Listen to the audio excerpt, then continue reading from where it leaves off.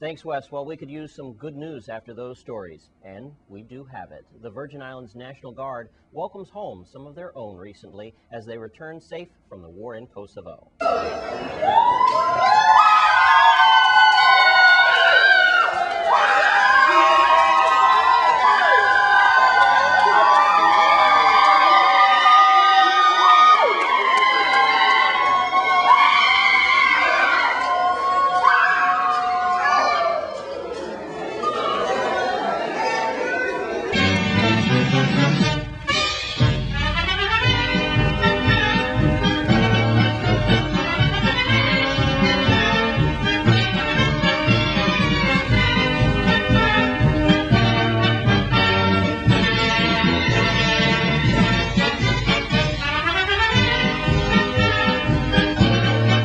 From the time we visited y'all back in February, we've heard only great things about the MP company.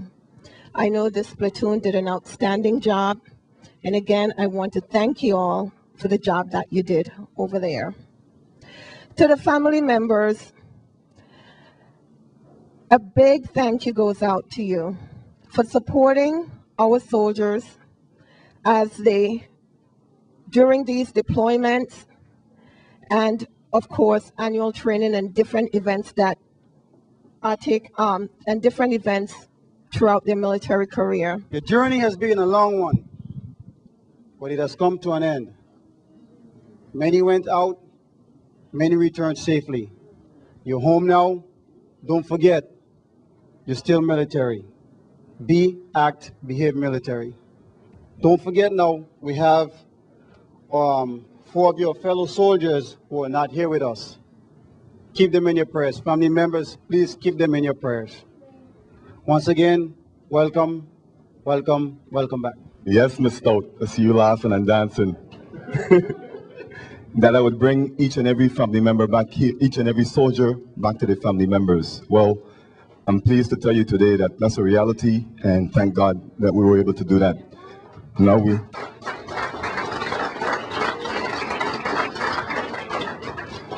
Now, keep in mind we have 4 soldiers and medical hold in the United States. We need to keep them in our prayers so that they may recover and get home to us as quickly as possible, and wish them a speedy recovery. I'd like to also take the opportunity to thank the family support for all of their assistance throughout the deployment, the FRG group. I'd like to say special thanks to Ms. Abraham, Ms. Hector, Ms. Stout, another 3 of you are here, and anybody else that was involved in the support of the unit throughout the deployment. Welcome home. And when we come back from this break, we'll take a look at your Caribbean report. Stay with us.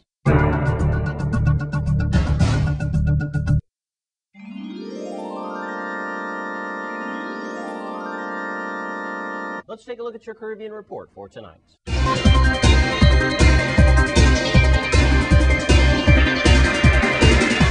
On St. Kitts, where Kitty and authorities have begun making condoms more readily available as part of an initiative to combat HIV/AIDS. The National AIDS Secretarist says that by infiltrating establishments such as nightclubs, restaurants, and workplaces makes the number of male condom vending machines more available for distribution. And in the Bahamas, Bahamian prime ministers are debating government plans to introduce a new multi-million-dollar national prescription drug program. The Hubert Ingram administration says that in its first phase, the program will provide free medication to thousands of Bahamanians suffering from chronic diseases, including asthma, breast cancer, and diabetes. Officials say some 10,000 of the targeted 32,000 abled persons have registered to participate in the program. And in Jamaica, Jamaicans Merlini Otley could become the oldest ever athlete to compete in the European Championships at the age of 50. The 3-time world championship is one of 5 to be picked for the Slovenian women's 4x100 meter relay squad, who began their Barcelona campaign on the 31st of July. The sprinter, who became a nationalist Slovenian Ukrainian in 2002, won 9 Olympic medals in 7 games for Jamaica. France's Nicole Brackbush-Lefkay is the oldest athlete to compete in the European Games to date at the age of 47. And finally, in a report presented on Friday to the UN Conference on Trade and Development, says that small states have begun struggling to attract foreign investment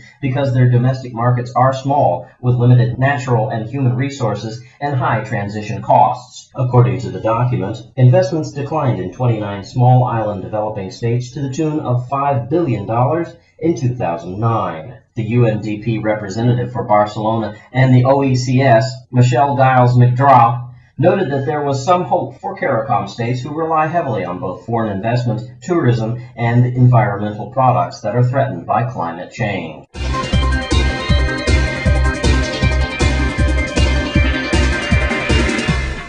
And that's your Caribbean Report tonight. Well, the governor of the Virgin Islands paid a visit to the Kings Hill School on St. Croix earlier today. Let's take a look. ADA is just one way that we recognize the sensitivities of what we have to do.